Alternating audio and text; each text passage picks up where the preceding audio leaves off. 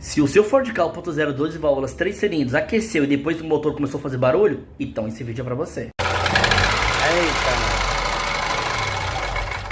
Bom, galera, aqui ó, Ford Ka 1.0 12 válvulas 3 cilindros 2015, hein, ó, 2015, todo originalzinho, ó, junto ainda original. Liga de novo, aqui ó, batendo saia de pistão, aprende com a gente aqui, ó, pra você saber quando o seu estiver batendo saia. Vai dar uma aceleradinha, viu esse barulho? Pronto. É isso, agora você já sabe. Fez esse barulho, você já sabe que seu pistão certamente encolheu, porque ele certamente aqueceu. Aí, galera, ó. Fez esse barulho, ó. Tem que trocar os pistões, tá? Se não arranhou o cilindro, é só trocar os pistões e os anéis.